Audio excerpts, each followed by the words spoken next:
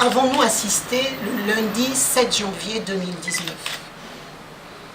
D'abord, pour mémoire, un coup d'État se définit comme une prise du pouvoir dans un État par une minorité grâce à des moyens non constitutionnels, imposés par surprise et utilisant la force. Le coup d'État est en principe réalisé par un petit groupe et se distingue de la révolution qui a un caractère populaire et massif. Je demandais donc à quoi avons-nous exactement assisté le lundi 7 janvier 2019. Au petit matin de ce lundi, les téléspectateurs de Gabon Première tombent sur un message lu par un militaire. Il dit être le lieutenant Ondo Obiankeli et se présente comme le commandant adjoint de la compagnie d'honneur de la garde républicaine. Derrière lui, il y a 2 hommes armés qui l'accompagnent. Dans sa déclaration, le commando dit lancer l'opération Dignité. Se déclare du côté du peuple pour sauver le Gabon du chaos et appelle l'armée gabonaise, le peuple et la société civile à se joindre à eux pour sauver le Gabon du chaos. Le régime parle alors d'une tentative de coup d'État.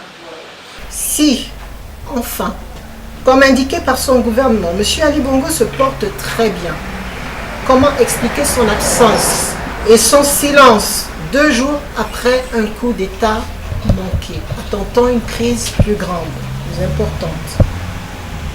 Une fois de plus, la plateforme nationale de la société civile appelle les responsables institutionnels et politiques du Gabon à un sursaut patriotique et au respect de la Constitution en appliquant les dispositions relatives à la vacance de la présidence de la République. Le rôle de la société civile est certes d'observer, mais davantage de tirer la sonnette d'alarme. Lorsque on considère qu'il faut, comme on dit, donner un carton rouge, il faut émettre ce carton rouge. Et depuis au moins 2 mois, la situation du pays pousse à la crainte maximale. L'événement récent étant un élément supplémentaire de ce chaos ambiant alimenté par les acteurs du régime.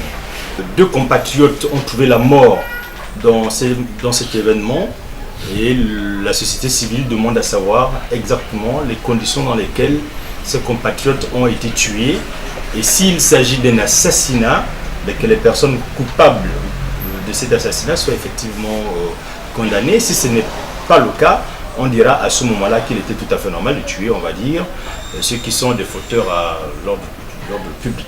Les membres de la société civile qui ont été cités font l'objet de menaces de mort. Je parlerai du président Jean-Rémy Yama. Je parlerai de Laurence Don. Je parlerai de Maître Paulette Oyan et moi-même.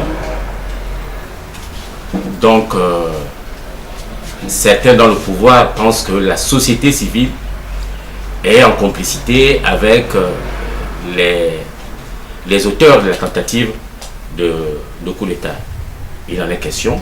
Nous se sont retrouvés là, on ne sait pas comment. Et vous avez vu la réponse et dans la déclaration que vient de faire la société civile, que nous ne sommes pas ni de près ni de loin dans cette tentative de coup d'État.